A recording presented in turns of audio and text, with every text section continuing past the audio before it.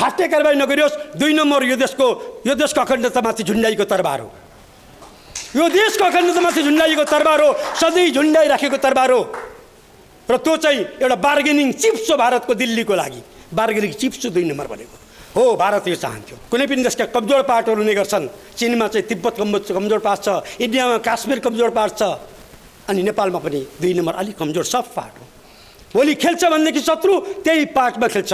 त्यो पार्टसँग अर्को कुरा यहाँहरूले ख्याल गर्नुपर्ने कुरा, त्यो पार्टसँग अर्को कनेक्सन के छ, चिकन नेकको कनेक्सन छ। चिकन नेक भनेको सिलगढी करिडर जुन 22 किलोमिटरको छ।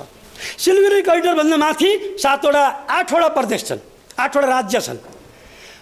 यति संवेदनशील छ भारतको अवस्था। हेर्नु, कुखुराको घाँटी जस्तै छ कि नक्सा हेर्नु होला। त्यो 22 किलोमिटरको जुन सिलगढी करिडर हो, त्यो घाँटी मात्रै समाइदियो भने माथिल्ला 8वटा प्रदेशमा भारतको स्थल मार्ग नै छैन, जमिनबाट जाने मार्ग नै छैन। त्यति उठाइदिने हो भनेदेखि त्यो एउटा साह्रै संवेदनशील क्षेत्र छ त्यो। त्यसकारण त भुटानको जग्गा डोकलाममा आक्रमण गर्दाखेरि इन्डिया तर्सिन्छ। भुटानका मायाले होइन नि, संवेदनशील चुम्बी भ्यालीतिर सधैँ नजर लगाइरहन्छ। किन? उसको चिकन नेकको संवेदनशीलता हो। चिकन नेक फेरि त्यो सिलगढी करिडर हाम्रो इटारीभन्दा उताको भाग पर्यो, हामीसँगै जोडिएको भयो। भारतको त बुद्धि पनि छैन। हेर्नुहोस्, हिजोको त्यो अवस्थामा रसियासँग रह्यो 20 वर्षसम्म। अब पतन हुँदै गएको अमेरिकातिर गएर टाँसियो फेरि रसिया छोडेर। अहिले रसियाले पाकिस्तानलाई माया गर्दैछ, त्यसको परिणाम के हुन्छ भारतलाई थाहा छैन। भारतले पनि साह्रै त्यो क्षणिक सिँचाइको त्यति ठुलो कुटनीतिक चातुर्यता हो भन्ने भारतले पनि लाग्दैन। छुल्याइ गर्ने बडा चण्डाल, छुल्याइ गर्नको लागि, बिगार्नको लागि एकदमै चण्डाल। इन्डिया हाम्रो सिमाना हो। हामी यी दुईटाको बिचमा 1 अरब 1.5 अरब जनसङ्ख्या भएको बिचमा हामी 3 करोड नेपाली जनता छौँ हामी। र ल्यान्डको एरियाले हेर्नु छ भने पनि मैले यो स्लाइडबाट दिन्छु भनेर स्लाइड बनाएको थिएँ। स्लाइड नै प्रिन्ट गरेको छु, पेपर पनि हेरेर स्लाइड नै भयो। यहाँ यो पावर पोइन्ट कहिले अप्ठ्यारो भयो, मिलेन। र इन्डिया चाहिँ नेपालभन्दा 22 गुणा ठुलो छ। 22 गुणा ठुलो छ। चाइना चाहिँ नेपालभन्दा 65 गुणा ठुलो छ। जबकि नेपाल चीनको 95,96,960 स्क्वायर मिटर अनि इन्डियाको चाहिँ 32,87,263 स्क्वायर किलोमिटर मैले फेला पारेको डेटा। त्यसकारण 22 गुणा ठुलो इन्डिया छ, 65 गुणा 65वटा नेपालहरूले चाइना छ। यत्र देशका बिचमा हामी छौँ। र यहाँनिर चाहिँ हामीले सोच्नै पर्ने कुरा, अलिकति गम्भीर भएर सोच्नै पर्ने कुरा के छ भनेदेखि, इन्डिया हाम्रो सिमाना त पर्यो, तर इन्डियाका रोटन लेक अफ इन्डिया भनेर तपाईँहरूले यो वेबसाइटमै हेर्नु होला। रोटन लेक अफ इन्डिया भनेर दुईटालाई भन्छ। त्यो भनेको युपी र बिहारलाई उनीहरूले भन्छन्। इन्डियाका कुहिएका खुट्टा भन्छन् ती दुईटा प्रान्तलाई। दुर्भाग्य नेपालको सिमाना तिनै प्रान्तसँग पर्छ, जोडिएको सिमाना। रोटीबेटी त्यही प्रान्तमा चल्छ, लेनदेन त्यही प्रान्तमा चल्छ। दक्षिणमा होइन, चेन्नाईमा होइन, मुम्बईमा होइन, चल्छ चाहिँ हाम्रो चाहिँ चल्ने भनेको दुईटा सिमाना तिनै हुन्। त्यसले गर्दा युपीको बोर्डर नै 651 किलोमिटर युपीको बोर्डर जोडिएको छ। युपीसँग नेपालको बोर्डर जोडिएको छ 651 किलोमिटर। र युपी भनेको भारतको चौथो ठुलो स्टेट हो। स्टेटमा 4th largest state in India in area, चौथो। र त्यहाँको जनसङ्ख्या 23.5 करोड छ। एउटा प्रान्तको जनसङ्ख्या 23.5 करोड छ। हामी सिङ्गो देशको जनसङ्ख्या 3 करोड छ। अब यहाँ संवेदनशील हुनुपर्ने कुरा, रमेशजी यहीँ हुनुहुन्छ, संवेदनशील हुनुपर्ने कुरा के हो भन्दाखेरि 23.5 करोड जनसङ्ख्या भएको 651 किलोमिटर बोर्डर समथरभाग जोडिएको 23.5 करोड चाहिँ जनसङ्ख्या भएको हामी त्यो ठाउँसँग हामी रहेका छौँ, युपीसँग। अब यदि हामीले त्यहाँको 2% मात्रै खताखुत्रो गरेर नागरिकता बाँड्यौँ भने यो देश के हुन्छ? हामी के हुन्छ? हामी फिजी बन्छौँ।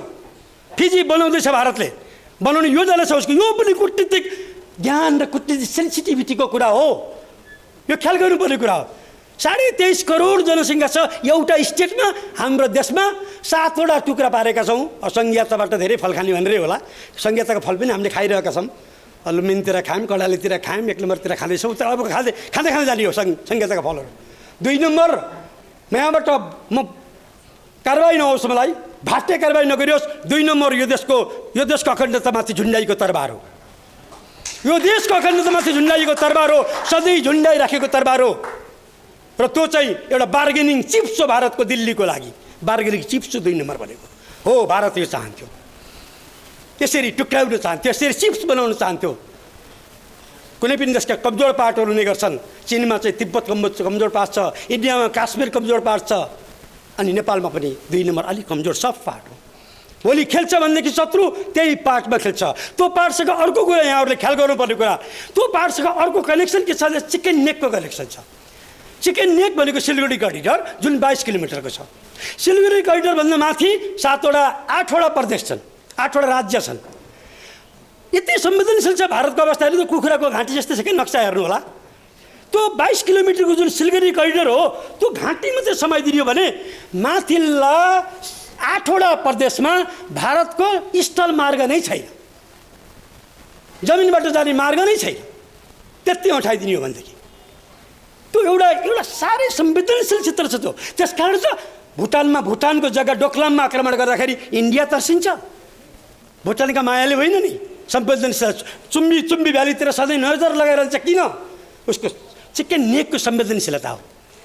चिकन नेक फेरि त्यो सिलगढी करिडर हाम्रो इटारीभन्दा उताको भाग पर्यो, हामीसँग जोडिएको भयो। के थाहा उल्ला होला कहिले अलिकति पाक मधेसी समथर एरिया भयो भनेदेखि यसो चिकन नेक अलि ठुलो बनाउँला, संवेदनशीलता अलि कम होला भन्ने पनि उसका हिडन इन्ट्रेस्टहरू हुनसक्छ। त्यसकारण पनि हामी मधेसका मामलामा साह्रै सतर्क रहनुपर्छ। नागरिकताका सवालमा हामी साह्रै सतर्क रहनुपर्छ। यदि सतर्क रहेन भनेदेखि कुनै पनि बेला देश फिजीकरण भयो भने आश्चर्य नमानिदिनु होला। अहिले पनि नेपाल सरकारसँग सायदै रेकर्ड छैन होला कति भारतीयहरू नेपालमा छन् भनेर, सायदै छैनन्, रेकर्ड छैन होला। हो, हिजो गिरिजाका पाला चाहिँ हामीले 40 लाखलाई नागरिकता बाँड्यौँ। बजार पसलमा नागरिकता किन्न पाइने अवस्था सिर्जना गरिदियौँ। 40 लाख भारतीयहरूलाई हामीले सिधै कनिकाबाट चाहिँ नागरिकता बाँडिदियौँ। अहिले पनि हामी बाँड्ने भनेर फेरि यहाँ चलखेल सुरु हुन थाल्दैछ। त्यो अवस्थामा हामी सतर्क हुनुपर्छ। किनकि मैले भनिहालेँ 1 अरब जनसङ्ख्या भएको देशबाट 2% मात्र नेपाल पसिदियो भने नेपालको सार्वभौमिकता के होला, नेपालको अखण्डता के होला, नेपालको राष्ट्रियता के होला, यो बहुत कूटनीतिक पेचिलो विषय यहाँ देखा परेको छ। यसमा यहाँहरूले मनन गर्नु नै हुनेछ। त्यसपछि गएर हामी बिहारतिर जाउँ। बिहारमा पनि त्यसै गरेर हामीसँग बिहारमा 12.85 करोड 2021 को अनुसार यो जनसङ्ख्या छ भारत बिहारमा पनि 651 युपीसँग समयमा जोडिएको छ भने 601 किलोमिटर फेरि बिहारसँग जोडिएको छ। बिहार र युपी भनेका रोटन लेग अफ इन्डियाका कुहेका खुट्टा हुन्। त्यही कुहेका खुट्टा हाम्रा सिमाना भए, त्यही कुहेका खुट्टासँग हाम्रो चाहिँ लेनदेन रोटी बेटी सबै त्यहाँ चल्यो। यो दुर्भाग्य हो हाम्रो लागि। अब त्यहाँबाट पनि करिब 12.5 करोड 13 करोड करिब 13 करोड जनसङ्ख्या भएको बिहारबाट 13 र 23 गरेर 33-35 करोड जनसङ्ख्या भएको दुईटा प्रान्त छन्। त्यहाँबाट 2% जनसङ्ख्या नेपाल पसिदियो भने हालत के हुन्छ? हाम्रो नेपालीत्व कहाँ रहनेछ? हाम्रो राष्ट्रियता कहाँ रहनेछ? हामी नेपाली हौँ भन्ने ठाउँ कहाँ रहनेछ? यो बढी संवेदनशील कुरा छ। यसलाई नागरिकताको बारेमा पनि कूटनीतिक किसिमले डिल गर्न आवश्यक छ। नेतृत्वले गरेको थियो।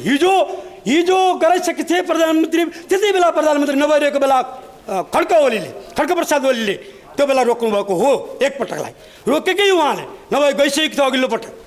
तर अब पनि यो बिउतिएर आउन सक्छ। हामी यसमा चाहिँ सतर्क रहनुपर्छ। वर्तमान सरकार त सतर्क रहन्छ भनेर मैले विश्वास गर्दिनँ। तपाईँ हामीले यो आवाज निकाल्न आवश्यक छ भन्ने मलाई लाग्छ। उत्तराखण्ड छ 303, सिक्किम छ, यिनीहरूको सिक्किम वेस्ट बेङ्गाल चाहिँ 96 किलोमिटर छ, जम्मा 10 करोड छ त्यहाँको जनसङ्ख्या पनि। त्यसले त्यति धेरै डिस्टर्बेन्स हामीलाई गर्दैन। अब जनसङ्ख्यालाई हामीले हेऱ्यौँ भनेदेखि सिमानामा जोडिएका प्रान्तको जनसङ्ख्या नेपालको भन्दा 16 गुणा बढी छ। जोडिएका प्रान्तको मात्रै 30वटा प्रान्त 29वटा प्रान्तमा जोडिएका 5वटा प्रान्त हुन्। त्यही 5 प्रान्तमा 2टा प्रान्त धेरै जोडिएका। त्यहाँको जनसङ्ख्या नै 16 गुणा बढी छ नेपालको भन्दा। यो बहुत संवेदनशील कुरा हो। यो युपी र बिहारको मात्रै 12 वर्ष, युपीको 8 वर्ष, बिहारको 12 वर्ष नेपालको भन्दा जनसङ्ख्या एउटा स्टेटको 12 वर्ष। त्यसकारण सिमानामा जोडिएका प्रान्तको कुल जनसङ्ख्याको जम्मा 7% जनसङ्ख्या मात्रै छ नेपालमा। त इन्डियाको सिमानामा जोडिएकाको जनसङ्ख्याको 7% मात्र नेपालमा छौँ हामी यो डेमोक्रेटिक किसिमले पनि बडा भल्नरेबल अवस्थामा छौँ, किनकि समर्थक प्रभाव छ, नागरिकताका कुरा पटक पटक चलेका छन्, चोरी पैठरी चाहिँ पटक पटक चलेका छन्। कति भारतीय नेपालमा छन् लेखाजोखै छैन, कतै अहिले नै अल्पमतमा गरेका त होइनौँ हामी, एकपल्ट सोच्नु पनि बेला आएको छ। कतै अहिले नै अल्पमतमा त छैनौँ भन्नुपर्ने अवस्था पनि आएको छ। यस कुरामा कूटनीतिक किसिमले सेन्सिटिभ नेतृत्व रहन पर्छ नै। र त्यस्तै नेपाल भारतको जनसङ्ख्या अब सुरक्षा सीमाको बारेमा कुरा गरौँ। नेपाल भारतको सीमा सुरक्षा नेपालको 3 दिशामा भारत छ, 3 दिशासँग भारत नेपाल जोडिएको छ। 1751 किलोमिटर खुला सीमा छ हाम्रो, त्यो पनि कुनै भिजा नचाहिने सीमा छ। उत्तरमा चीनसँग 1414 छ, तर त्यो पनि पहाडी इलाका छ, हिमाल छ, पहाड छ, त्यसले अलिकति असहज छ। दुवै देशका लागि एउटा गजबको कुरा के छ भन्दाखेरि हामी नेपाल त भौगोलिक किसिमले हामी यस्तो लाम्चो छौँ, गोलो पनि छैनौँ, लाम्चो छौँ। लाम्चो हुनाले हामीले के गरिदिउँ त भन्दा भारत र चीनको बिचमा हामी सुरक्षा कवच भएर बसिदिएका छौँ। किनभने भारतले प्रत्येक 5 किलोमिटरमा चेकपोस्ट राखेको छ। प्रत्येक 5 किलोमिटरमा चेकपोस्ट राख्नेमा त हाम्रो 1751 किलोमिटरमा त चेकपोस्ट राख्नु परेन नि, उसको त सुरक्षा खर्च नेपालले जोगाइदिएको छ। भारतको सुरक्षा खर्च अनि नेपालभित्र चाहिँ सैनिक नै पठाएर खेल्न थाल्यो। 36 सालमा चाहिँ राजालाई साथ दियो, सूर्यबहादुर थापा अत्यन्त प्रिय मान्छे प्रधानमन्त्री बनाए। 45 सालमा हामीले निमन्त्रणै गऱ्यौँ, चन्द्रशेखरको आएर यहाँ चाक्सीबारीमा चाहिँ भाषण गरेको मैले पनि देखेको। चन्द्रशेखरलाई बोलायौँ हामीले यहाँ, अनि त्यसपछि के भयो, माओवादी उठे, माओवादीलाई 8 वर्षसम्म शरण दियो। भारतले चाहेको भएदेखि माओवादीलाई खुट्टो टेक्न नदिन सक्थ्यो, पक्रेर बुझाउन सक्थ्यो। त्यो बेला भारतले चाहिँ माओवादीलाई हतियार दिने, उक्साउने, लडाउने सम्पूर्ण गरेको माओवादीलाई गरेको भारतले हो। हाम्रो मित्र राष्ट्र, हाम्रो छिमेकी राष्ट्र, बडे भाइ हो कि छोटे भाइ हो? अस्ति त हाम्रो पूर्व प्रधानमन्त्रीले भनिदिनु बढेर छोटे हुँदैन, भाइया भाइ भाइ भाइ बढेर छोटे हुँदैन। त्यो भन्ने हिम्मत भएको प्रधानमन्त्री त साँच्चै भन्ने इतिहासमै पहिलो होला भन्छु मैले। त्यो हिम्मत भएको, तर ऊ छोटे भाइ जहिले सिकाए बेला छोटे भाइ भन्ने चाहिँ आएर चाहिँ चन्द्रशेखर आएर चाहिँ बौद्ध ल्याइदिए, माओवादीलाई पाले, हतियार दिए, देशमा हत्या वितण्डा मच्चाए। अनि त्यसपछि 62-63 आयो। 62-63मा चाहिँ आन्दोलन भयो। आन्दोलन पनि हामीले फेरि भारतलाई निम्ता गऱ्यौँ, दिल्लीमा सम्झौता गऱ्यौँ, 12 बुँदे सम्झौता। त्यसको स्वामित्व परमाणु मुखर्जीले अल जजिरा टेलिभिजनबाट औपचारिक किसिमले लिनुभएको छ। स्वामित्व हाम्रो भएको सम्झौताको स्वामित्व अल जजिरा टेलिभिजनबाट इन्टरभ्यू दिएर प्रणब मुखर्जीले चाहिँ भारतले स्वामित्व लिएको छ। अनि भारत खेल्दैन। भारतलाई कसले बोलायो? हामीले बोलायो, बोलाउन बाध्य बोलायो। भारतले गिजोलो नेपाललाई धेरै। त्यसकारण भारतसँग हामी all the time we have to be very much careful, कसस। तर यहाँ समस्या के छ भन्दा भारतसँग भूधरातलका कारणले गर्दाखेरि हाम्रा धार्मिक, सांस्कृतिक, भाषिक, रहनसहनका सामिप्यताले गर्दाखेरि जुन सामिप्यता हामी चीनसँग पाउँदैनौँ। यस्तै अवस्था छ अरुणाञ्चलमा। अरुणाञ्चलमा उनीहरू चाहिँ सबै चीनसँग मिल्छ, तिब्बतसँग मिल्छ। उनीहरू वहाँ चाहिँ उनीहरूलाई छुट्टै स्ट्यापल भन्ने छुट्टै भिसा दिन्छ चीनले। अरुणाञ्चल प्रदेशका मान्छेहरूलाई छुट्टै भिसा दिन्छ चीन जानको लागि। त्यसकारण यो अवस्थामा हामी साह्रै सतर्क रहनुपर्छ। भारतसँग कूटनीतिक किसिमले सतर्क रहनुपर्छ। अब आएँ म वर्तमान कूटनीतिक अवस्थाको बारेमा। चीनको बारेमा थियो यो चाहिँ अब समय पुगेन। म कुनै कार्यक्रम चीन र नेपाल सम्बन्धको बारेमा अहिले धेरै नबोलिहालौँ। र यी कुराले गर्दा हामी भूराजनीतिक महत्त्वको ठाउँमा छौँ। यस अर्थमा छौँ कि मैले यसो भन्दा मलाई करेक्सन गरिदिनु होला। यहाँहरूले सोच्यो भन्दा अलिक फरक बोल्छु कि बोलेँ कि जस्तो लाग्छ मलाई। म 1-2 ठाउँमा बोलेँ पनि। भारतले 2-4 भैँसी खोज्दिनु, 2-4जनालाई बाटोमा पकेट मारा गरिदिनु, सुस्ताका 2-4 बिघा जमिन चाहिँ खोज्नु, नेपालको अस्मिताको लागि खतरा त हुन् नै।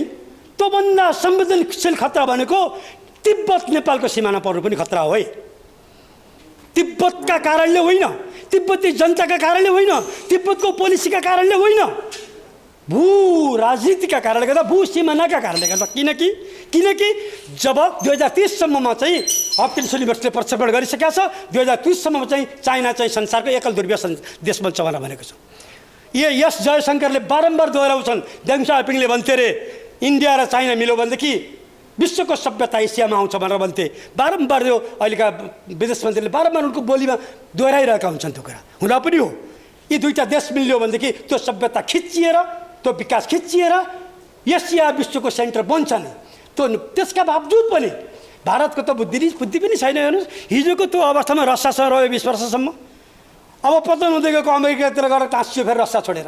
अहिले रसियाले पाकिस्तानलाई माया गर्दैछ, त्यसको परिणाम के हुन्छ भारतलाई थाहा छैन।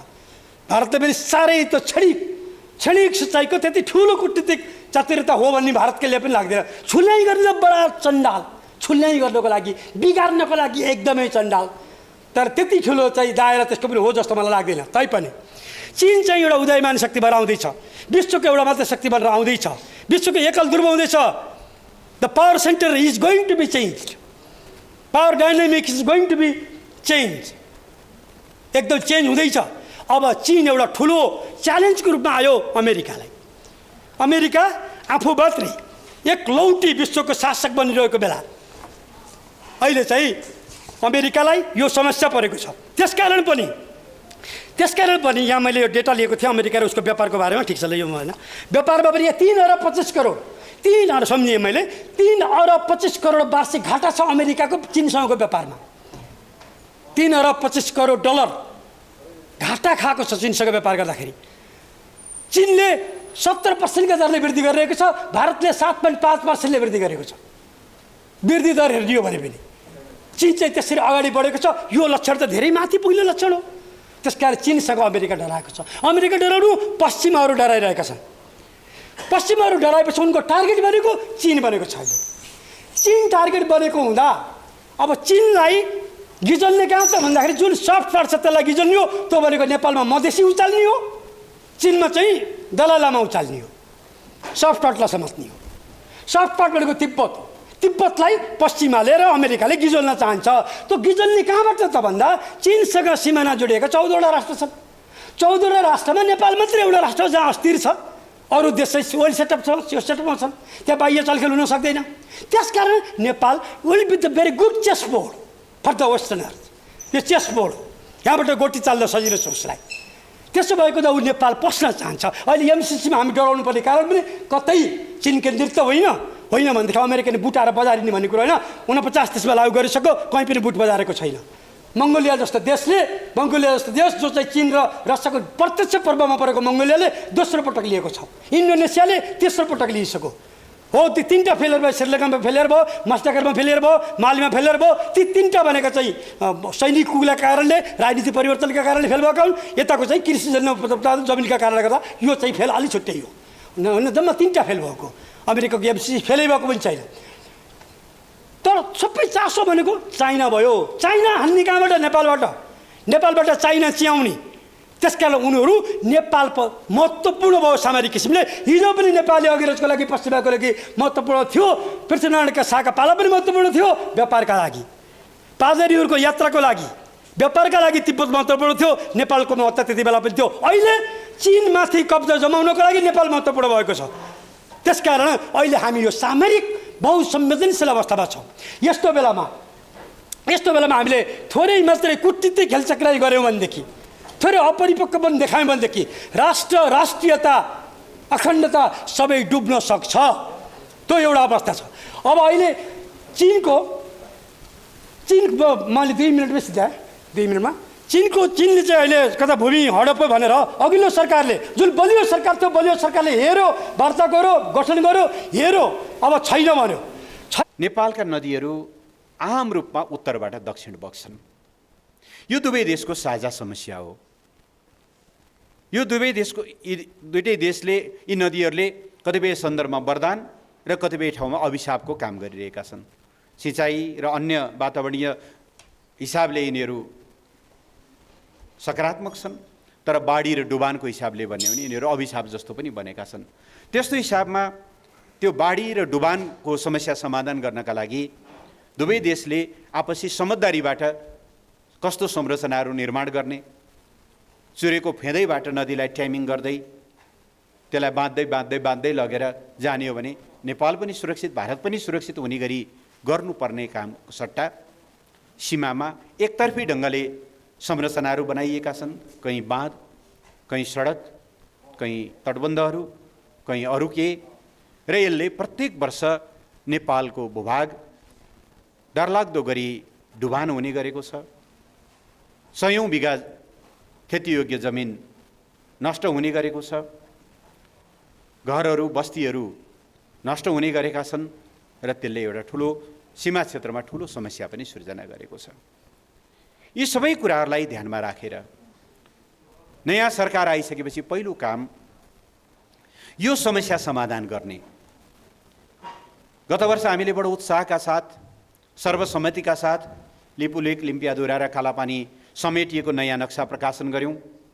त्यो नयाँ नक्सा अनुसारको निशान छाप बनाउन संविधानमा सर्वसम्मत संशोधन पनि गऱ्यौँ र नेपाल भारत संयुक्त आयोगको 6औं बैठक जो गएको जनवरीमा दिल्लीमा भएको थियो, जुन बैठकमा नेपाल र भारतका परराष्ट्र मन्त्रीहरूले को चेयर गर्छन्, संयुक्त अध्यक्षता गर्छन्, त्यो बैठकमा नेपालले औपचारिक रूपमा कालापानी, लिपुलेक, लिम्पियाधुराको विषयलाई एजेन्डामा प्रवेश गराएर यो समस्या छिटो समाधान हुनुपर्छ, त्यो जमिन नेपालले पाउनुपर्छ, नेपालको जमिन हो, नेपालले फिर्ता पाउनुपर्छ भनेर आफ्नो अडान राखेको छ। समस्या समाधान त्यहाँबाट खोज्नु पर्थ्यो, सरकारको थालनी त्यहाँबाट हुनु पर्थ्यो। त्यो त धेरै टाढाको कुरा हो। यो सरकार आउने बित्तिकै के गर्यो? सरकारको साझा न्यूनतम कार्यक्रममा कालापानी, लिपुलेक र लिम्पियाधुरा समस्या हुनु भनेर भनिदियो। कालापानी, लिपुलेक, लिम्पियाधुरा समस्या हो नेपालका लागि। त्यो समस्या हो कि नेपालको भूभाग हो? त्यो नेपालको सार्वभौम सत्तासँग जोडिएको, राष्ट्रियतासँग, भौगोलिक अखण्डतासँग जोडिएको विषय हो। भौगोलिक अखण्डता समस्या हुन्छ कुनै सरकारका लागि? भौगोलिक अखण्डताको विषय, कुनै देशको भूभागको विषय समस्या हुन्छ? समस्या भए त छोडिदियो भने टुङ्गिहाल्यो नि त। त्यही भन्न खोज्या हो। यसको ओरिएन्टेसनै तपाईँहरूले एकदम ठिक भन्नुभयो। अभिमुखीकरण, मुख नै कतातिर भयो, यता फर्किनु पर्थ्यो, यतातिर फर्कियो। कालापानी, लिपुलेक, लिम्पियाधुरालाई समस्या भनेर त्यहाँबाट सुरु। यो त एउटा भयो। दोस्रो, जयसिंह धामी महाकाली तर्ने क्रममा तुइनबाट खसाइएर उनी बेपत्ता भए। त्यहाँ प्रत्यक्षदर्शीले भनेका छन्, उनीभन्दा अगाडि तुइन तरेर गएका उनका सहकर्मीहरूले भनेका छन्, तुइन फर्किन्छ र हामी तर्छौँ भनेर पालो कुरेर बसेका मान्छेहरूले भनेका छन्। एसएसबीले तुइन काट्दै गर्दा नकाट्दिनुहोस् भनेर हात जोडेका छन्, चिच्याएका छन्। अमानवीय ढङ्गले तुइन चुडाएर उनलाई बेपत्ता पारिएको छ। आज 1 महिना 20 दिनभन्दा बढी लामो समय बितिसक्यो। सरकार चुइक्क बोल्दैन आफ्ना नागरिकहरू यसरी बेपत्ता पारिएको विषयमा कूटनीतिक प्रतिवाद गर्दैन, पत्राचार गर्दैन। पछिल्लो समय अखबारमा पढिएको छ पत्राचार गर्यो भनेर सरकारले अफिसियल्ली परराष्ट्र मन्त्रालयको तर्फबाट केही बोलेको छैन। अखबारका कुराहरू कति पत्याउने कति नपत्याउने भन्ने पनि छ। पठाएकै रहेछ भने पनि यो कुनै प्रभावकारी देखिएन। त्यो केन्द्र सरकारले भनेर त्यस्तो भयो भन्ने कुरा हामी कसैले पनि अनुमान गर्दैनौँ। त्यहाँका मान्छेको बदमासी होला। त्यहाँका मान्छेको बदमासी हो भने उसलाई एकाउन्टेबल बनाउनु पर्छ कि पर्दैन? तर साँच्चै नै उहाँहरू कम्फर्टेबलै हुनुहुँदो रहेछ, केही कुराहरू बोल्नु भएन। समस्या त्यता थियो। भारतसँग खास गरेर यो लिपुलेक, लिम्पियाधुरा, कालापानी र सुस्ता क्षेत्रका समस्या, त्यो विषय नेपालको राष्ट्रिय अडान अनुसार ती जमिनहरू नेपालले फिर्ता ल्याउने गरिकन आफ्ना विषयहरू, आफ्नो कूटनीतिक पहल अगाडि बढाउनु पर्ने र आफ्ना नागरिकको त्यसरी अनाहकमा अब लास नभेटिएको कारणले कानुनी हिसाबले ज्यान गएको भन्न प्रमाण नपुग्ला, तर दुनियाँले बुझेको कुरा हो कि उहाँ अब हामीसँग हुनुहुन्न। यस्तो संवेदनशील विषयमा पहल गर्नुको साटो सरकार कतातिर लाग्यो? सरकार चीनतिर लाग्यो। त्यो पछि बुद्धिनारायण सरले सविस्तार बताउनुहुन्छ। पहिलो कुरा मैले अघि पनि निवेदन गरेँ, नेपाल र भारतको सीमा जस्तो नेपाल र चीनको सीमा अस्पष्ट छैन। सम्झौता भएको छ बीपी कोइरालाको पालामा, सन्धि भएको छ राजा महेन्द्रको पालामा र प्रोटोकलमा हस्ताक्षर भएको छ। नेपाल र चीनका सीमा छुट्याउने 97वटा त्यतातिर चाहिँ बाउन्ड्री मार्कर भन्ने चलन छ। बाउन्ड्री मार्करहरू छन्, कहीँ पिलर छ, कहीँ भित्तामा खोपेको छ पहरामा, कहीँ धेरै अग्लो पहाड भएको कारणले त्यहाँ पिलर गाड्न नसकेको हुनाले यति उचाइको फल्नु चुली हाम्रो सिमाना हो भनेर 37 र 38 नम्बरको बाउन्ड्री मार्कर पहाडको चुचुरालाई बनाइएको छ। प्रोटोकलमा बहुत प्रष्ट ढङ्गले, उदाहरणको निम्ति 11 नम्बर पिलर फल्नु डाँडाको यति उचाइको, यति डिग्री अक्षांश, यति डिग्री देशान्तरमा छ। त्यहाँबाट सीमा अलिकति ओह्रालो लागेर दक्षिण हुँदै अनि त्यहाँबाट पूर्वतिर लाग्छ, फेरि अलिकति उत्तर लाग्छ, यति 1000 मिटर अग्लो फल्नु डाँडा हुँदै फेरि अलिकति खोल्सामा झर्छ, फेरि अर्को यति 1000 मिटर अग्लो फल्नामा डाँडामा जान्छ र यति किलोमिटर पश्चिम रहेको पूर्व रहेको 12 नम्बर पिलरमा गएर जोडिन्छ। डिटेलमा उल्लेख गरिएको छ। अचेल त हामी कहाँ प्रत्येक मोबाइलमा GPS ट्र्याकिङ गर्न सकिन्छ। तपाईँले त्यहाँ गएर ठक्क राख्नुभयो भने तपाईँकै मोबाइलले बताइदिन्छ तपाईँ कति डिग्री, कति हाइटमा आउनुभयो, कति डिग्री अक्षांश देशान्तरमा हुनुभयो। यो विषय दुईचोटि बडो रहस्यमय ढङ्गले उठ्यो।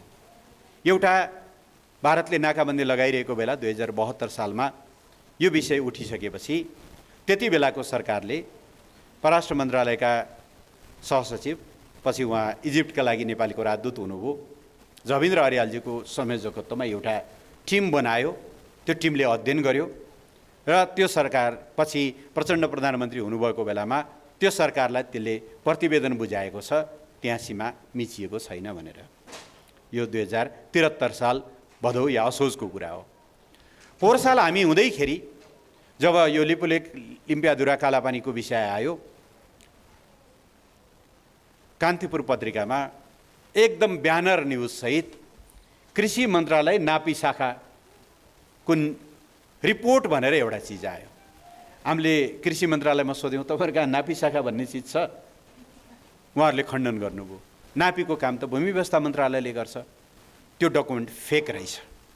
अब थाहा छैन यो संयोग कि के हो, कसैको पनि मृत्यु दुःखद हो, तर जसको नाममा त्यो न्युज आयो उहाँको पछि बल्खु खोलामा उहाँ डुबेर बित्नु पनि भयो त्यो पत्रकार।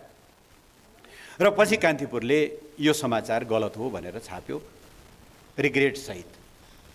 हुँदै नभएको मन्त्रालयको शाखाको नाउँमा एउटा फेक डकुमेन्ट दिएर यो विषय हल्लाखल्ला भइसकेपछि र फेरि एकजनाले ल 11 नम्बर पिलर त हरायो भनेर भनिसकेपछि फेरि सरकारले त्यो विषय जिम्मा लियो र हुम्लाका तत्कालीन सिडिओको संयोजकत्वमा हामीले फेरि त्यहाँ फिल्डमा पठायौँ। उहाँहरू त्यहाँ जानुभयो, अध्ययन गर्नुभयो। 11 नम्बर पिलर सबुतै छ, 12 नम्बर पिलर सबुतै छ। अनि उहाँहरूले रिपोर्ट दिइसकेपछि सरकारले फेरि त्यो कुरा खण्डन गर्यो। यो मिचिएको भन्ने कुरा गलत हो। यस्ता संवेदनशील विषयमा रिपोर्ट दिनुपर्दा मन्त्रालयसँग सहमति गरेर पूर्व जानकारी लिएर मात्रै दिनुहोला, दुई देश बीचको कुरा हो यो भनेर। तर अहिले आश्चर्यजनक ढङ्गले समस्या एकातिर छ। साथीहरूले एकदम ठिक भन्नुभयो, टाउको दुखेको औषधि नाइटोमा लाई भने जस्तो समस्या एकातिर छ, एकातिर मान्छे बेपत्ता पारिएका छन्, कुरा त्यहाँ गर्नुपर्ने छ। तर समस्या नै नभएको एउटा मित्र राष्ट्रलाई चिड्याउने गरी यो सरकारले अहिले काम सुरु गर्यो। परिणाम के आउँछ हामीले अहिले भन्ने कुरा भएन। पहिलो कुरा त जब कुनै देशको बिचमा, दुई देशको बिचमा सीमा भन्दा बित्तिकै दुई देशको कुरा हो, समस्या आयो भने कूटनीतिक पहल गरेर दुवै देशको समन्वयमा मात्रै यस्ता गतिविधिहरू अगाडि बढाइनुपर्छ। एकतर्फी ढङ्गले एउटा देशले सीमा मिचियो भन्ने र उसले अध्ययन गर्ने हो भने अर्को देशको प्रतिक्रिया के हुन्छ? भारतसँग केही समस्या आयो भने पनि भारतसँग जोइन्ट इन्स्पेक्सन नै गर्ने हो। चीनसँग समस्या आयो भने पनि चीनसँग परामर्श गरेर संयुक्त टोलीले नै अध्ययन गर्ने हो। त्यो टाढाको कुरा हो। दोस्रो, यो समस्या आइसकेपछि म परराष्ट्र मन्त्री हुँदा हामीले नेपाल सरकारले एउटा निर्णय गरेको छ, एउटा स्थायी खालको संयन्त्र बनाएको छ। भारतसँगको सीमा नियमित रूपमा अनुगमन गर्नका लागि भारत हेर्ने मन्त्रालयका सहसचिवको संयोजकत्वमा परराष्ट्र मन्त्रालय, गृह मन्त्रालय, रक्षा मन्त्रालय, भूमि व्यवस्था मन्त्रालय, नेपाली सेना, नेपाल प्रहरी, सशस्त्र प्रहरी बल र नापी विभाग सहितको एउटा स्थायी संयन्त्र छ। उसले रेगुलरली ती सीमाहरू हेर्छ। पोहोर साल उहाँहरूले ताप्लेजुङदेखि लिएर दार्चुलासम्मको समग्र सीमाको अध्ययन गरेर यति मोटो रिपोर्ट दिनुभएको छ। त्यसै गरी चीनसँगको सीमाको पनि नियमित रूपमा त्यसको चाहिँ स्थितिको अध्ययन गरिरहनका लागि त्यस्तै गरी चीन हेर्ने सहसचिवको संयोजकत्वमा गृह, रक्षा, भूमि व्यवस्था, नापी विभाग, नेपाली सेना, प्रहरी र सशस्त्र प्रहरी बल रहेको अर्को स्थायी संयन्त्र छ। त्यो स्थायी संयन्त्रको टुङ्गोमा ल्याइएको छैन। सीमाको आउटर फेस परराष्ट्र मन्त्रालय हो, त्यो मन्त्रालयको प्रतिनिधि राखिएको छैन। टिम बनाइदिनु भयो, पठाइदिनु भयो। यो कूटनीतिक एउटा डिजास्टर हो भन्ने म ठान्छु। यसो गरेर हरेक मुलुकलाई, हरेक छिमेकीहरूको मनमा आशंकाहरू पैदा गरेर नेपाल जस्तो देशले अगाडि बढ्न सक्दैन। समस्याहरू छन् भने कूटनीतिक ढङ्गले यहाँ समस्या आयो, के रहेछ अध्ययन गरौँ भनेर पत्राचार गरेर त्यो ढङ्गले जान सकिन्छ। भारतसँग समस्या उत्पन्न भयो भने पनि गर्ने त्यही हो। थुप्रैचोटि भारतसँगका कैयौँ ठाउँहरूमा यस्ता समस्याहरू आउँछन्। त्यहाँ यताको सिडिओ र उताको डिस्ट्रिक्ट म्याजिस्ट्रेटको बिचमा संयन्त्र छ, यताका डिआइजी र उताका डिआइजीको बिचमा संयन्त्र छ। समन्वय गरेर उनीहरू अगाडि बढ्छन्। तर जहाँ समस्या छ त्यहाँ समाधान नखोज्ने, त्यहाँ पहल नगर्ने, जहाँ समस्या छैन त्यहाँ एकतर्फी ढङ्गले हल्लाखल्ला गरेर सीमा मिचिएको पहिल्यै निष्कर्ष निकालिसक्नुभयो उहाँहरूले। किन यो नियमित अनुगमन त होइन, पहिल्यै मिचिएको निष्कर्ष निकालेर जे गर्नुभएको छ। वर्तमान सरकारले दुई देशको बिचको सम्बन्धलाई अनावश्यक चिसोपन निम्त्याउने काम गरेको छ। नेपाल जस्तो देशले आफ्ना दुवै छिमेकीहरूसँग सन्तुलित र परिपक्व सम्बन्ध राखेर मात्रै अगाडि बढ्नुपर्छ। समस्या छन् भने कुरा गर्नुपर्छ, लुकाएर राख्नुपर्छ भन्ने होइन। जसरी हामीले कालापानी लिपु लेक लिम्पियादुराको कुरा स्ट्रङली भारत समक्ष राख्यौँ, त्यसै गरी राख्ने हो। त्यसरी कुरा राख्दा सम्बन्ध बिग्रिन्न। कतिपय मान्छेलाई के लाग्छ भने नेपालमा एउटा जबरजस्त न्यारेटिभ स्थापित गर्ने कोसिस पनि हुँदैछ। नेपाल त सानो देश। पहिलो त नेपाल सानो देशै होइन। भूगोलको हिसाबले हामी संसारको 89-90औँ ठुलो मुलुकमा पर्छौँ। जनसङ्ख्याको हिसाबले त हामी 47-48औँ मुलुकमा पर्छौँ। हामी मध्यम आकारका मुलुक हौँ, हामी सानो होइनौँ। संयोग पर्यो दुवैतिर ठुला ठुला देश भएको हुनाले मात्रै हामी सानो हौँ। दोस्रो, कथम कदाचित हामी सानो रहेछौँ भने पनि सार्वभौम सत्ता त बराबर हो सबैको। देशहरू ठुलो अथवा देश सानो, आकारले ठुलो र सानो हुँदैमा सार्वभौम सत्ता ठुलो र सानो भन्ने त हुँदैन। यो सार्वभौम समानताको आधारमा अगाडि बढ्नुपर्नेमा एक खालका मान्छेहरू हामीमा एउटा हीनताबोध कि नेपाल जस्तो देशले पनि बराबरीको कुरा गर्न मिल्छ र, नेपाल जस्तो देशले पनि अलिकति मिचिँदा यो मिचियो भनेर चिच्याउन हुन्छ र, सानोतिनो मिचियो भने अब सहने व्यावहारिक रूपले के गर्ने भन्ने ढङ्गले हामीमा त्यो एउटा हीनताबोध विकास गर्ने खालका प्रयत्नहरू पनि छन्। त्यो कुरालाई हामीले खण्डन गर्नुपर्ने हुन्छ। र हाम्रो देश सार्वभौम हो, समान हो, हाम्रो कसैसँग वैरभाव छैन। अघिल्लो सरकारले एउटा घोषित नीति नै बनाएको थियो, amity with all, enmity with none. सबैसँग मित्रता, कसैसँग छैन शत्रुता। हाम्रो संसारमा कुनै पनि मुलुक शत्रु होइनन्। तर कतिपय मुलुकसँग हाम्रा समस्या छन्। फेरि समस्या छन् भनेर हामी लुकाउँदैनौँ, भएका समस्याहरू लुकाउँदैनौँ। समस्या छन्, तिनलाई वार्ताबाट हामी समाधान गर्न चाहन्छौँ। समाधान गर्न सकिन्छ। कत्रा कत्रा ठुला ठुला समस्याहरू त वार्ताबाट समाधान गर्न सकिन्छ भने यो समाधान गर्न नसकिने कुरा होइन। हामीले बढी केही भनेकै छैनौँ। सुगौली सन्धि अनुसार जुन सीमा तय भएको छ त्यस अनुसारका भूभाग नेपालले पाउनु पर्यो। बस हामीले त्यही भने हो नि त। फेरि सुगौली सन्धि नेपालले लडाइँ जितेर दिग्विजय हासिल गरेर गरिएको सन्धि पनि होइन। हामी त कुमाउँसम्म पुगेका थियौँ, सतलजसम्म पुगेका थियौँ। पछाडि ब्याक हुँदै हुँदै रिट्रिट हुँदै हुँदै हुँदै आएर ल भो अब यहाँभन्दा बढी लडाइँ नलडौँ भनेर एक किसिमले नेपालको हात तल पारेर गरेको सन्धि हो नि त सुगौली सन्धि। सुगौली सन्धिको नाम सम्झिँदा गर्वले शिर ठाडो हुने सन्धि त होइन। हामीले स्वीकार गरेका छौँ। खुम्चियो हाम्रो झन्डै 40% भूभाग गुम्यो। अब त्यति बेला शक्ति सन्तुलन त्यस्तै थियो। हामी सुगौली सन्धिले जति जमिन तय गरेको छ त्यहीभित्र बस्न तयार छौँ, बस्छौँ। तर त्यसमा 1 इन्च पनि तलमाथि हुन पाउँदैन। त्यो कुरा भने हामीलाई मन्जुर छैन।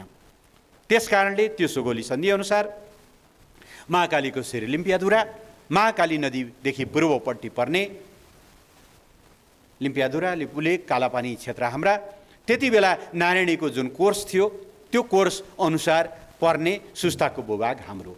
हामीले भनेको यति हो। त्यसकारणले यो हिसाबले अगाडि बढ्नुपर्ने बेलामा वर्तमान सरकार आफ्नो राष्ट्रिय हित दुईटै हिसाबले न राष्ट्रको सीमाको बारेमा बोल्छ न राष्ट्रका नागरिकको बारेमा बोल्छ, बरु अन्तै अरू कुरामा बोल्छ। यस हिसाबले यसले एउटा अत्यन्त गलत बाटो समाउन थालेको, यसको मुख, यसको अभिमुखै अर्को दिशातिर जान लागेको प्रश्न देखिन्छ, जसको बारेमा हामीले सतर्क हुनुपर्छ, खबरदारी गर्नुपर्छ। त्यो बाटो जानबाट सरकारलाई रोक्नुपर्छ। हाम्रो मुलुकको भविष्य भनेको दुई छिमेकीहरूसँग सन्तुलित र मित्रतापूर्ण सम्बन्ध राख्दा नै हाम्रो एउटा चाहिँ भविष्य, हाम्रो हित र हाम्रा सबै कुराहरूको सुरक्षा दुई देशबीचको सन्तुलित सम्बन्धले हुन्छ। एकातिर ढल्किने, एकातिर खुसी पार्ने र अर्कोतिर चिडाउने कुराले नेपाल जस्तो देशले कहीँ पनि अगाडि बढ्न सक्दैन। यही कुरा अमेरिकाको हकमा पनि लागू हुन्छ। म यो एमसिसीको बारेमा धेरै लामो चर्चा गर्दिनँ, तर मेरो सिम्पल प्रश्न छ। ऋषि धमालाजीले जनता जान्न चाहन्छन् भनेर प्रश्न गर्छन् नि, त्यस्तै जनता जान्न चाहन्छन् वर्तमान सरकारसँग सम्झौता गर्ने। उहाँहरू 2017को सेप्टेम्बरमा प्रधानमन्त्री शेरबहादुर देउवा, त्यो सरकार बनाउने बलियो खम्बा पुष्पकमल दाहाल प्रचण्ड, त्यो सरकारका उपप्रधानमन्त्री परराष्ट्र मन्त्री कृष्णबहादुर महरा, त्यो सरकारका अर्थमन्त्री अहिलेका कानुन मन्त्री ज्ञानेन्द्र बहादुर कार्की, त्यति बेलाका गृहमन्त्री अहिलेका अर्थमन्त्री जनार्दन शर्मा, उहाँहरू नै हुनुहुन्थ्यो नि त। सम्झौता उहाँहरूले गरेर आउनु। हाम्रो सिम्पल प्रश्न, त्यो सम्झौता ठिक थियो भने अघिल्लो सरकारले यसलाई अगाडि बढाउँ भनेकै हो। किनभने दुई देशमा सम्झौताहरू भइसकेपछि सरकार आएपछि फेर्दै जाने हो भनेदेखि त त्यो त कहिले पनि दुई देशबीचका सम्बन्धहरू त त्यो त दिगो हुन सक्दैनन्। त्यसो भएको हुनाले सरकार भने एउटा अविच्छिन्न उत्तराधिकारवाला संस्था हो। अघिल्लो सरकारले गरेको भए पनि यसलाई अगाडि बढाउँ भन्दा आगो बाल्नुभयो उहाँहरूले। सम्झौता गर्ने उहाँहरू, गाली खाने केपी ओली, सम्झौता गर्ने उहाँहरू, गाली खाने हामी, त्यति बेलाका सरकारमा रहेका मान्छेहरू। यदि त्यो गलत थियो भने सम्झौता किन गर्नुभयो तपाईँहरूले? यदि सही थियो भने त्यसलाई पास हुनबाट रोक्नुभयो किन तपाईँहरूले? अनि आज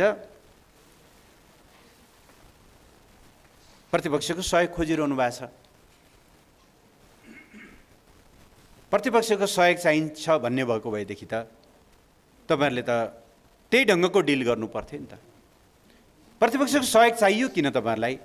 165 सिट तपाईँहरूसँग छँदैछ संसदमा, त्यति भोट छँदैछ, जुन बहुमतभन्दा काफी बढी हो। कुनै पनि प्रस्ताव पारित गर्न तपाईँहरूलाई सङ्ख्या पुग्छ। प्रतिपक्षले अवरोध गरे पनि छेकिने त रहेनछ।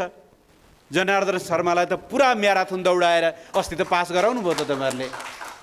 अनि हामीलाई सोध्नुपर्ने कारण के? हाम्रो सिम्पल जवाफ, हाम्रो सिम्पल भनाइ यही हो। यस्ता विषयहरूमा जुन खालको क्षुद्र राजनीति हिजो गरियो, यस्ता विषयहरू, संवेदनशील विषयहरूमा सरकारको विरुद्ध हतियार बनाउने, कुनै व्यक्ति विशेषलाई विवादित गराउने ढङ्गले जुन ढङ्गले लाग्यो, यस्ता कुराहरू गरेर अगाडि बढ्न सकिँदैन। त्यसो भएको हुनाले अहिले हामी त्यसमा बोल्न किन हतारिएका छैनौँ भने पहिलो त सरकारले प्रस्तावै ल्याएको छैन, गठबन्धन के गर्छ थाहा छैन, भन्नेहरूले भन्छन् मलाई थाहा छैन, यो विषय अगाडि बढ्यो कि त गठबन्धन त भत्ताभङ्ग हुन्छ भनेर। कसरी भत्ताभङ्ग होला र उहाँहरू त घाम जुनसम्म सँगै जाने हो भनेर भनेको भनै हुनुहुन्छ। बिहान पनि प्रचण्डको सुन्दै थिएँ, यो गठबन्धन कायम रह्यो भने हामी 2/3 ल्याउँछौँ भने भन्नुभएको छ। अब भने भनेको के हो थाहा छैन, त के गर्नुहुन्छ उहाँहरूले जान्ने कुरा भयो। तर आज उहाँहरूसँग सङ्ख्या छ, उहाँहरूले अगाडि बढाउने हो भने अगाडि बढाए हुन्छ, त्यसमा हाम्रो भन्नु केही पनि छैन। जे भन्नु पर्ला त्यो प्रस्ताव आइसकेपछि त्यति नै बेला हामीले आफ्ना पोजिसनहरू क्लियर गरौँला। तर हाम्रो भनाइ के हो भने यस्ता विषयहरूलाई आन्तरिक र राजनीतिक किचलोको विषय बनाउनु हुँदैन, त्यसले देशको विश्वसनीयतालाई कमजोर गर्छ।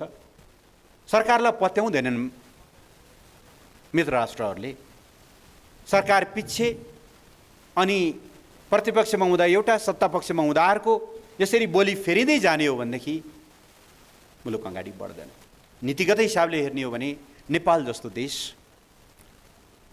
नेपालको लागि विदेशी सहायता पनि आवश्यक छ, विदेशी पुँजी पनि आवश्यक छ, विदेशी प्रविधि पनि आवश्यक छ। हामी सबै खालका मुलुकहरूबाट सहायताहरू लिन्छौँ, तर त्यसो गरिरहँदा एउटै शर्त छ हाम्रो, राष्ट्रिय हितलाई कहीँ कतै पनि तलमाथि गर्न मिल्दैन। राष्ट्रिय हितलाई केन्द्रबिन्दुमा राखेर आवश्यक सहायताहरू लिन सकिन्छ। त्यस मामलामा फेरि हामी अर्कातिर बहकिएर जानुपर्ने जरुरी पनि छैन। तर यसलाई हिजो जसरी गिजोल्नुभयो उहाँहरूले जवाफ दिनु पऱ्यो नि त। अहिलेका सभामुखले जवाफ दिनु पऱ्यो। हिजोको सरकारले अगाडि बढाउन खोज्दाखेरि पुरा पर्खाल बनेर छेकेको त उहाँहरूले हो। अब त्यो पर्खाल भत्किन्छ कि पर्खाल खुल्छ कि त्यहाँबाट कुनै पाल निस्किने हो कि, पहिला यी विषयहरू आइसकेपछि मात्रै हामीले भन्नुपर्ने बेलामा भनौँला। त्यसबाट मैले सारमा यही निवेदन गर्न खोजेको हुँ। वास्तवमा नयाँ सरकारले जुन ढङ्गले एउटा सन्तुलित सम्बन्धका साथ अगाडि बढ्नु पर्थ्यो त्यो बढ्ने लक्षण देखाएन। नेपाल सार्कको वर्तमान अध्यक्ष हो। सार्कको एउटा मित्र राष्ट्र सदस्य राष्ट्र अफगानिस्तानमा यत्रो घटना घट्यो, कमसेकम सबै सार्कका सरकार प्रमुखहरू राष्ट्राध्यक्षहरूसँग के गर्ने होला, त्यहाँ मानवीय सङ्कट आउने भयो भने सार्कका हामी सदस्यहरूले ऐँचो पैँचो केही गर्न सक्छौँ कि, अलिकति सल्लाह गर्नुपर्ने होइन र। त्यहाँ त्यत्र नेपालीहरू अप्ठ्यारोमा परे। धन्न मित्र राष्ट्रहरूले आफू पनि जाँदाखेरि कसैले कतार लगेर छोडिदिए, कसैले युए ल्याएर छोडिदिए, त्यहाँबाट आए। तर अझै पनि कतिपय नेपालीहरू आउनु बाँकी छ, सरकार कुनै पहल गर्दैन। संयुक्त राष्ट्रसङ्घको महासभा सुरु भयो, मैले सुन्दै थिएँ हिजोसम्म डेलिगेसनको हत्तोपत्तो छैन। महासभा सुरु भइसक्यो, यहाँबाट जान भ्याइँदैन भने त्यहाँ नेपालको तर्फबाट स्थायी प्रतिनिधित्व हुनुहुन्छ नि, तपाईँले प्रतिनिधित्व गर्दै गर्नुहोस् भन्दा पनि हुन्थ्यो होला। कहाँ हराएको उहाँहरू? भागभण्डा नमिलेको भने कति समयसम्म भागभण्डा नमिल्ने हो? कसैलाई भागभण्डा मिलेन भनेर देशलाई बन्धक बनाउन पाइन्छ र? पाइँदैन। त्यस कारणले यो एकदम गलत भइरहेको छ। यस्ता कुराहरूमा खबरदारी गर्नुपर्छ र हामी सबै राष्ट्रप्रति, राष्ट्रियताप्रति, मुलुकको सार्वभौम सत्ताप्रति, मुलुकको सीमाप्रति र सरकारले चाल्ने खास गरेर बाह्य क्षेत्रका बाह्य सम्बन्धहरूका विषयहरूमा हर बखत चनाखो रहने र कहीँ कतै तलमाथि हुँदाखेरि त्यसको बारेमा आवाज उठाउन तत्पर हुनुपर्छ। यिनै कुराहरू राख्दै म न्युज पुस्तकालयलाई धन्यवाद दिन चाहन्छु।